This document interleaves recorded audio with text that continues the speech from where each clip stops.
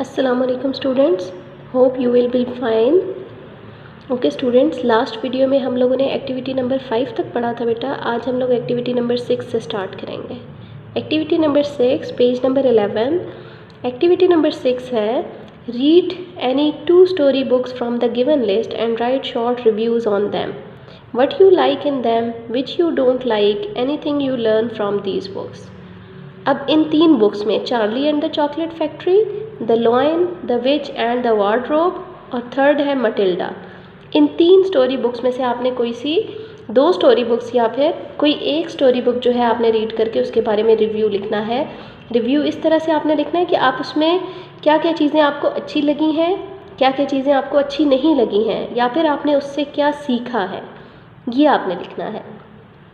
यहाँ पे एग्जाम्पल के तौर पे मैंने माटिल्डा वाली जो स्टोरी है वो उसका जो है वो थोड़ा सा मैंने आपको इंट्रोडक्शन दिया है। Matilda is a little girl who loves reading. ठीक है, मटिल्डा एक छोटी बच्ची है जो कि अपने पेरेंट्स के साथ रहती है, लेकिन उसके पेरेंट्स जो हैं वो उसके साथ अच्छा ट्रीट नहीं करते, वो थोड़े जालिम हैं, उसके साथ बिल्कुल जो है वो अच्छे तरीके से पेश नहीं आते। मटिल्डा जो है वो बचपन से ही बहुत समझदार और ज़हीन होती है और वो रीडिंग करना शुरू हो जाती है। अभी स्कूल नहीं जाती, स्कूल जाने से पहले ही वो जो लाइब्रेरीज़ होती हैं, लोकल लाइब्रेरीज़ होती हैं, वहाँ जाके वो पढ़ना शुरू कर देती है छोटी छोटी स्टोरीज़, और वहाँ से वो रीडिंग स्टार्ट कर देती है। ठीक है, अब आपने इंटरनेट से हेल्प लेके इस स्टोरी को पढ़ना है, या फिर अगर आप स्टोरी बुक्स ख़रीद सकते हैं तो आपने इसको ख़रीद के इसके बारे में पढ़ना है और फिर उसके बारे में लिखना है। ठीक है, यहाँ कुछ लाइन्स मैंने लिखी हैं, मैं वो रीड कर देती हूँ। Matilda is a little girl who loves reading.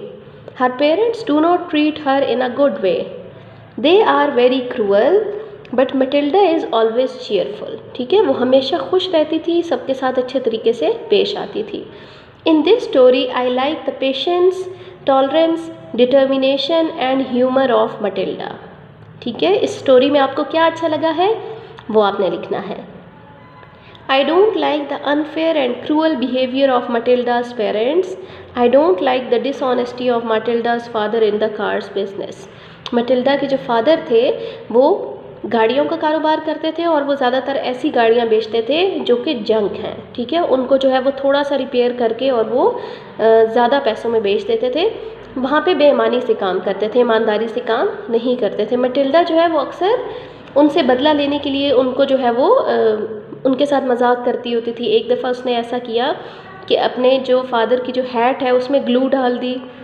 ठीक है, एक दफ़ा उसने अपने नेबर्स से पैरेट लाया और उस पैरेट की वजह से अपने सारे घर वालों को जो है वो डराती रही। ठीक है, ऐसी चीज़ें करके जो है वो क्या करती थी, अपने आप को थोड़ा खुश कर लेती थी, हंसा लेती थी मजाक करके। ठीक है, क्लियर है बेटा। अब इसको आपने कंप्लीट करना है। मज़ीद आपने जो है जो गिवन लाइंस हैं उनको ख़ुद से आपने कंप्लीट करना है इस स्टोरी बुक को पढ़ के कि आपने उससे सीखा क्या है। ठीक है, क्लियर है। Now come to page number 12, activity number 7। Activity number 7 is also about picture description. यहाँ पे उन्होंने आपको एक पिक्चर दी हुई है। Look at the following pictures and develop your story. First picture में देखें, एक माउस है, आप इसका ख़ुद से कोई ख़याली नाम रख लें। ठीक है, वो सुबह सवेरे उठा है। सेकंड पिक्चर में देखें, अपने दांत ब्रश करता है, फिर शूज़ पहन रहा है, फिर जो है वो ब्रेकफास्ट कर रहा है, उसके बाद उसने अपना बैग पैक किया है और फिर वो स्कूल चला गया है। ठीक है, इसको आपने स्टोरी की फॉर्म में लिखना है। For example, there is a mouse whose name is Mickey. यहाँ पे इसका मैंने ख़ुद से ख्याली नाम रखा है मिकी, आप इसका कोई भी नेम लिख सकते हैं। Mickey wakes up early in the morning, he brushes his teeth, he changes his sleeping dress and wears school uniform.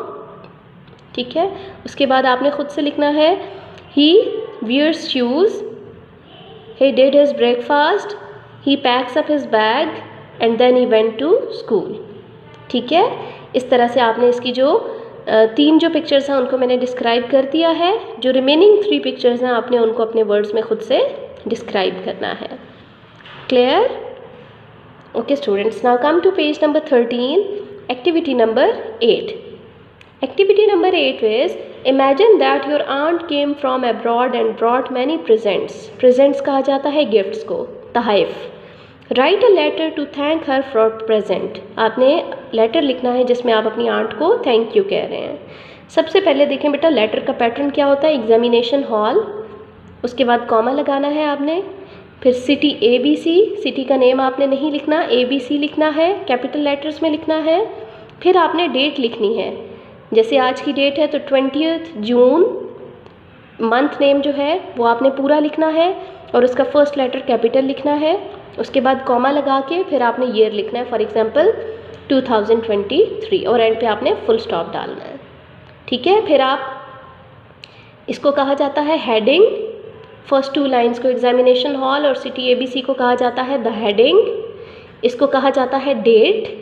उसके बाद आप जिसको ख़त लिख रहे हैं, फॉर एग्जांपल आंट को लिख रहे हैं तो आपने लिखना है डियर आंट, इसको कहा जाता है सैल्यूटेशन। ठीक है, उसके बाद आपने जो मैसेज है उस लेटर में वो सारा लिखना है, उस लेटर के मैसेज को कहा जाता है बेटा लेटर बॉडी। ठीक है, अब जैसे यहाँ मैंने सैम्पल के तौर पे लिखा है I hope you will be fine, I am fine here too, I am writing this letter to thank you for the gifts you brought for me, I like the chocolates and candies, they were very delicious. The watch that you gave me is really very beautiful. I also like the storybooks that you gifted me. ठीक है, thank you again for these amazing gifts. I want to visit your place soon. Pay my regards to everyone. Yours loving niece or nephew, XYZ. ठीक है, इसमें आप लोगों ने क्या करना है, अक्सर बच्चे योर्स में यहाँ ऊपर कॉमा लगा देते हैं, एपोस्ट्रॉफी एस यूज़ करते हैं, एपोस्ट्रॉफी एस यूज़ नहीं करना, कॉमा के बगैर आपने एस डालना है। और अगर आप गर्ल हैं तो आपने नीस लिखना है, अगर आप बॉय हैं तो आपने नेफ्यू लिखना है, क्योंकि आप लेटर किसे लिख रहे हैं, आंट को, तो उनके आप नेफ्यू या नीस लिखते हैं। एंड पे कॉमा लगाना है बेटा, और लास्ट पे आपने XYZ जो लिखना है वो भी कैपिटल लेटर्स में लिखना है। ठीक है, क्लियर है। Now come to page number 14। Page number 14, activity number 9. Activity number 9 is consult your dictionary and write the meanings of these words. Also use them in sentences of your own. Words given है, आपने इनके meanings भी लिखने हैं और इनके sentences बनाने हैं। First is repair. Repair means mend. Repair करना, किसी चीज़ की मरम्मत करना। Please repair your chair, repair my shoes, etc. आप sentences खुद से बनाएंगे। Second is protect. Protect means keep safe. We should protect ourselves from germs. We should protect our country. Share means apart. I share lunch with my friends. I share books with my friends, etc. ठीक है, clear है बेटा। ये सारे आप लोगों ने इसी तरह से जो है वो करने हैं। ठीक है, मीनिंग्स भी आपने लिखने हैं और फिर आपने सेंटेंसेस बनाने हैं। मीनिंग्स को आपने डिक्शनरी में से कैसे देखना है, आपने अल्फ़ाबेटिकली जो है वो देखने हैं। ठीक है, सबसे पहले जो है जैसे यहाँ पे री है, REP, आर वाले आप अल्फ़ाबेट पे जाएं डिक्शनरी में, उसके बाद E और P, फर्स्ट 3 लेटर्स को देखते हुए आपने जो है वो डिक्शनरी में से मीनिंग को फाइंड आउट करना है। ठीक है, क्लियर है बेटा।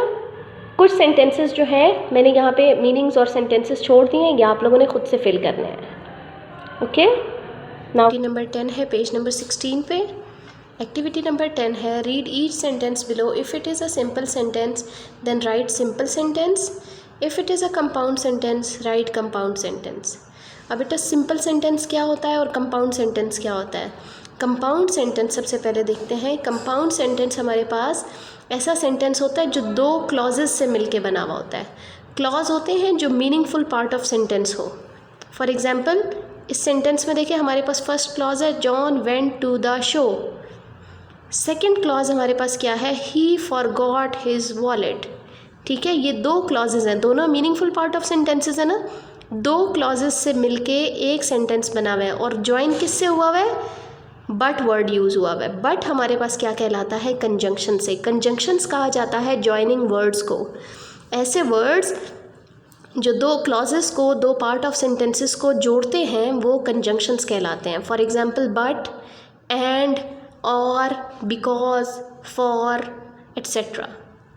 ठीक है, अब यहाँ देखें, यहाँ पे हमारे पास कंजंक्शन कौन सा यूज़ हुआ हुआ है, बट यूज़ हुआ हुआ है। तो ये जो सेंटेंस है ये क्या कहलाएगा, कंपाउंड सेंटेंस। जबकि सिंपल सेंटेंस कौन सा होता है, जो सिंपल एक ही क्लॉज हो, जिसमें कंजंक्शन यूज़ ना हुआ हो, जिसमें एक से ज़्यादा क्लॉजेज ना हो, वो सिंपल सेंटेंस कहलाता है। For example, the basketball players stretched before the game. ठीक है, एक ही सेंटेंस है, एंड तक एक ही क्लॉज यूज़ हुआ हुआ है, इसमें कोई कंजंक्शन यूज़ नहीं हुई हुई, तो ये क्या है, सिंपल सेंटेंस है। सेकेंड देखें, the team will play together और they will lose the game. इसमें हमारे पास कंजंक्शन कौन सा यूज़ हुआ हुआ है, और कंजंक्शन यूज़ हुआ हुआ है। ठीक है, फर्स्ट क्लॉज हमारे पास है the team will play together, और सेकेंड है they will lose the game. तो ये हमारे पास क्या है, कंपाउंड सेंटेंस है। थर्ड है the class is quite during the test और दे विल नॉट पास। इसमें भी हमारे पास कंजंक्शन और यूज़ हुआ हुआ है, दो क्लॉजेस को जो है वो मिलाया जा रहा है। ठीक है, तो ये भी क्या कहलाएगा, कंपाउंड सेंटेंस कहलाएगा। ठीक है, क्लियर है बेटा यहाँ तक। अब आप लोगों ने क्या करना है, जो रिमेनिंग सेंटेंसेस हैं उनको आपने खुद से फिल करना है कि वो कंपाउंड सेंटेंस है या फिर सिंपल सेंटेंस है। ठीक है, now come to page number 18, activity number 11। Activity number 11 is write a note on my mother is my world. I hope कि इस पर आप सब बहुत अच्छा लिख सकेंगे। आप अपनी मदर के बारे में जो है वो बहुत कुछ लिख सकते हैं। माई मदर इज़ माई वर्ल्ड, आपने बताना है कि आपकी मदर जो है वो कैसे आपके लिए सब कुछ है। फर्स्ट ऑफ ऑल मैंने देखें आपके लिए सॉल्व किया हुआ है, आपने जो है वो यहाँ से कुछ एग्जांपल्स लेके बाकी जो रिमेनिंग पेज है उस पर आपने खुद से कंप्लीट करना है। First is my mother name is, आपने अपनी मदर का नेम मेंशन करना है सबसे पहले। She is a house wife, अगर वो कोई काम करती हैं तो आप वो मेंशन कर दें। She offers prayers regularly, she wax up early in the morning and make breakfast for me, she is very nice, she cooks delicious food for me, she combs my hair, she helps me in doing my homework। और मज़ीद आप बहुत सारी lines लिख सकते हैं। For example, she is very intelligent, she send me to school. ठीक है, बहुत सारी लाइन्स हैं। शी नेवर टेक रेस्ट, ऐसी वाली लाइन्स ऐड करके आपने इस पैराग्राफ को, इस पेज को कंप्लीट करना है। ठीक है, अब बेटा आ जाए पेज नंबर 19 पे। पेज नंबर 19 एक्टिविटी नंबर 12 है। Each sentence given below is in the active voice, change it into passive voice. अब आपने इसको पैसिव वॉइस में जो है वो change. Okay students, active passive voice बेटा आप लोगों ने किस तरह से करना है, इसके कुछ जनरल रूल्स हैं, वो मैं पहले आपको एक्सप्लेन करूँगी, उसके बाद हम फिर ये एक्टिविटी कंप्लीट करेंगे। एक्टिव वॉइस से जब हम पैसिव वॉइस में जाते हैं तो हम सबसे पहले क्या करते हैं, सब्जेक्ट और ऑब्जेक्ट की जगह चेंज कर देते हैं। सब्जेक्ट किसे कहा जाता है, जो एक्शन परफॉर्म करने वाला होता है, और ऑब्जेक्ट किसे कहा जाता है, जिस पे एक्शन परफॉर्म हो रहा होता है। ठीक है, सेकेंड रूल क्या है, change in helping verbs. Active voice से पैसिव वॉइस में जब हम जाते हैं तो हेल्पिंग वर्ब्स चेंज हो जाती हैं। थर्ड रूल है use of third form of verb. हम पैसिव वॉइस में हमेशा third form of verb use करते हैं। प्रपोजिशन बाय यूज़ करते हैं, और चेंज इन प्रोनाउंस। ठीक है, प्रोनाउंस किस तरह से चेंज होते हैं, अगर ही यूज़ हुआ है तो उसको हिम में चेंज करते हैं, शी यूज़ हुआ है तो हर में चेंज करते हैं, दे है तो देम में चेंज होता है, I changes into me, we changes into us, and you remains the same. You जो है वो चेंज नहीं होता। अब देखें हेल्पिंग वर्ब्स किस तरह से चेंज होती हैं। डू और डज अगर यूज़ हुआ है एक्टिव वॉइस में तो वो पैसिव वॉइस में जाके इज़ एम आर हो जाएंगी। अगर इज़ एम आर यूज़ हुआ है तो वो इज़ एम आर के साथ सिर्फ बीइंग का एडिशन हो जाएगा। ठीक है, वॉज और वर यूज़ हुआ है तो वॉज और वर के साथ भी सिर्फ बीइंग का एडिशन होगा। हैज़, हैव, हैड यूज़ हुआ है तो उसके साथ हम बीन का एडिशन करेंगे। हैज़ बीन, हैव बीन और हैड बीन हो जाएगा। ठीक है, अगर विल और शैल यूज़ हुआ है तो विल और शैल के साथ बी का एडिशन हो जाएगा, will be and shall be. ठीक है, और अगर विल हैव और शैल हैव यूज़ हुआ है तो वो विल हैव बीन और शैल हैव बीन में चेंज हो जाएगा। ठीक है, क्लियर है इसके रूल्स। ओके, अब बेटा एक्सरसाइज पे आ जाए, एक्टिविटी पे। अब देखें फर्स्ट सेंटेंस हमारे पास है ही सिंग्स आ सॉन्ग। ठीक है, इसमें सब्जेक्ट हमारे पास क्या है, ही इज़ द सब्जेक्ट, और आ सॉन्ग क्या है, ऑब्जेक्ट है। पहला रूल था कि सब्जेक्ट और ऑब्जेक्ट के प्लेसेस हम चेंज कर देंगे। आ सॉन्ग को ही की प्लेस पे ले आएंगे। आ सॉन्ग प्रेजेंट टेंस है हमारे पास तो हम इसमें इज़ यूज़ करेंगे। सिंग की third form of verb use करेंगे, संग। बाय चेंज इन प्रोनाउंस वाला अगर आपको रूल याद है तो ही किस में चेंज हो जाएगा, हिम में। ठीक है, ऑटोमेटिकली अगर आप उन रूल्स को फॉलो करेंगे तो आपका सेंटेंस जो है वो पैसिव वॉइस में कन्वर्ट हो जाएगा। सेकेंड सेंटेंस देखें, the boy killed the spider. The boy subject है, द स्पाइडर ऑब्जेक्ट है। इसको हम शुरू में ले आएंगे, the spider past tense use हुआ है तो यहाँ वॉज आ जाएगा। यहाँ प्रेजेंट था तो इज़ यूज़ किया था, पास्ट है तो वॉज आ जाएगा। The spider was killed by the boy. ठीक है, अब ये भी पास्ट टेंस है, सेम पैटर्न है, उसी तरह से आपने करना है जैसे मैंने ऊपर आपको पहले 2 सेंटेंसेस कराए हैं। नेक्स्ट नंबर 4 है, are you writing a letter. अब ये इंट्रोगेटिव सेंटेंस है, इसको आप किस तरह से चेंज करेंगे, इसमें आर हमारे पास हेल्पिंग वर्ब है, वो सब्जेक्ट नहीं है, यू सब्जेक्ट है और आ लेटर ऑब्जेक्ट है। हम यू की जगह पे आ लेटर को लिखेंगे और आ लेटर की जगह पे हम यू को ले जाएंगे। ठीक है, इज़, अब इज़ एम आर में से हम लोग क्या यूज़ करेंगे, आ लेटर सिंगुलर है तो इसमें हम इज़ यूज़ करेंगे। Is a letter being written by you, और एंड पे आपने क्वेश्चन मार्क लगाना है क्योंकि वो इंट्रोगेटिव सेंटेंस है तो इंट्रोगेटिव सेंटेंस इंट्रोगेटिव ही रहेगा। ठीक है, क्लियर है बेटा यहाँ तक। अब जो रिमेनिंग सेंटेंसेस हैं वो आप लोगों ने खुद से जो है वो कंप्लीट करने हैं। I hope you will understand it. Okay, now come to next activity. It's on page number 22. Page number 22, activity number 13. Add the correct punctuation to the end of these sentences. Then on the line write whether the sentence is declarative, interrogative or exclamatory.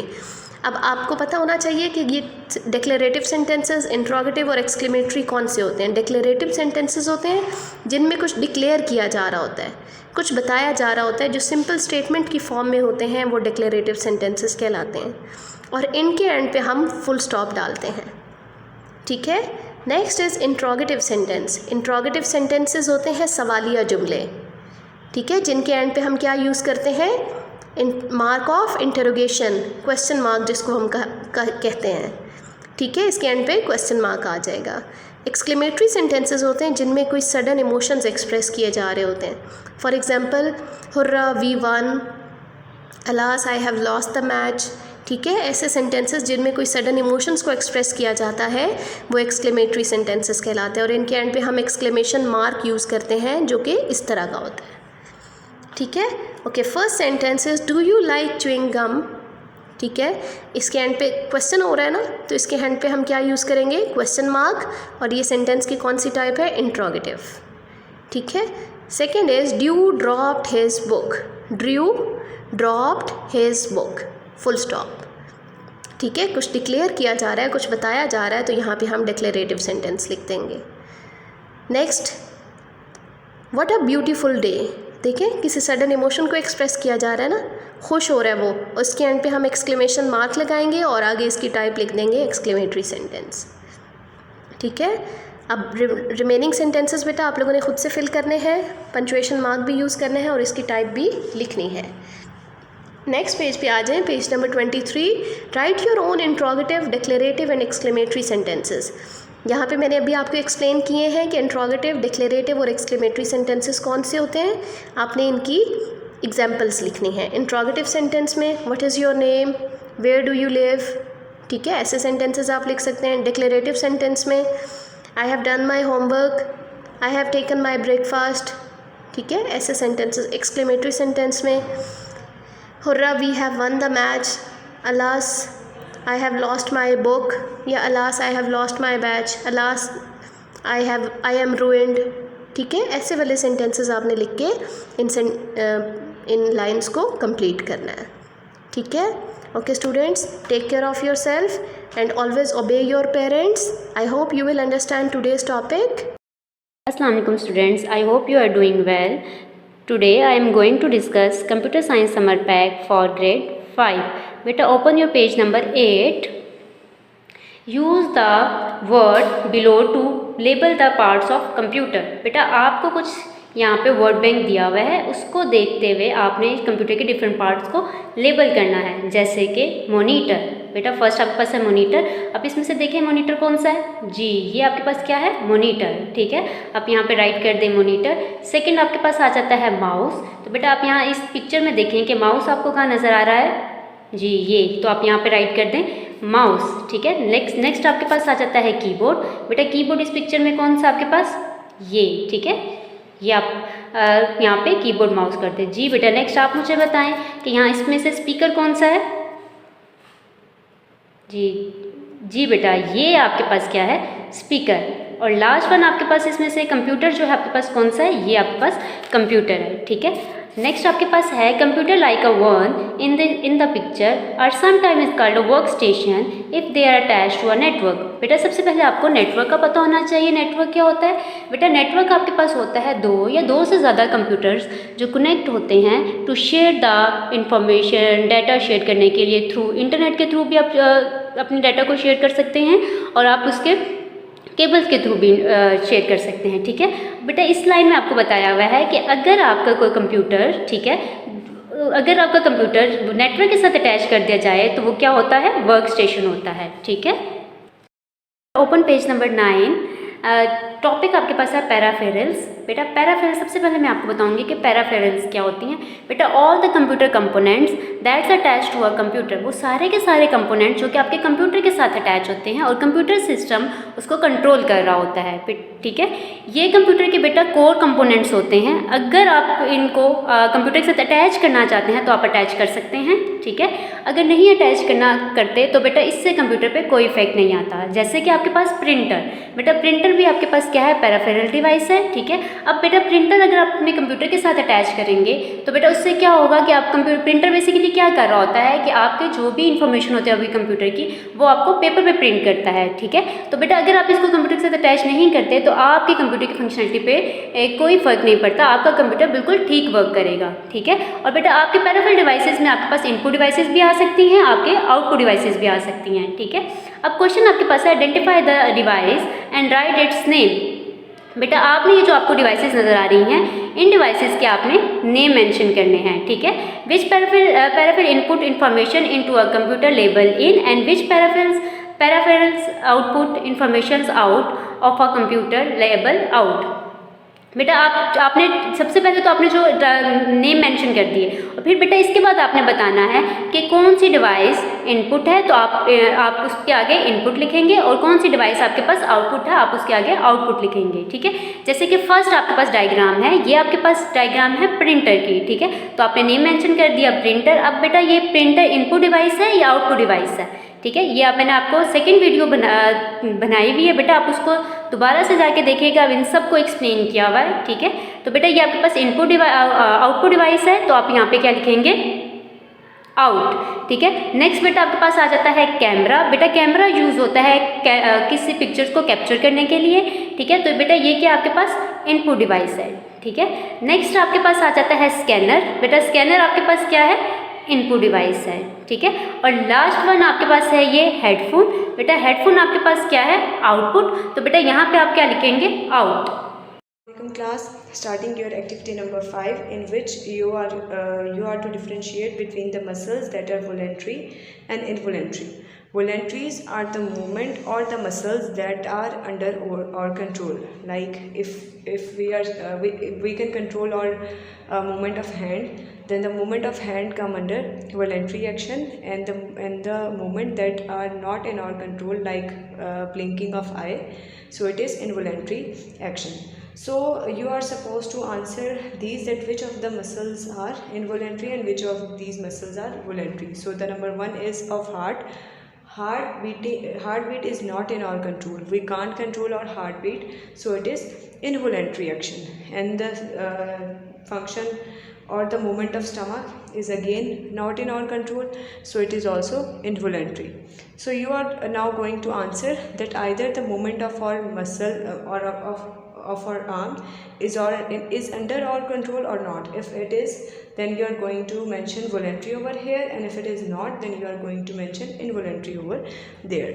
Then coming toward your activity number 6, in which you are going to color the true statements as green and the false statements as red. So the first one is that earth form has two sets of muscles inside the body. So it is a true statement, so you are going to color it green. Then the second one is that involuntary muscles work automatically and we can't control them by thinking. So it is also correct. So you are also going to color it green. Then the next one is muscles that are joined to bones are called involuntary muscles. It is also correct. Then you are going to color it also green. Then human body has more than 650 muscles. It is true. So again green color. Insects and birds do not have any muscles. So it is false. You are going to color it red. Our heart is made up of muscles, so it was also a true statement, so you are going to color it green. Now moving towards end, the message for today is positive anything is better than negative nothing. Thank you so much.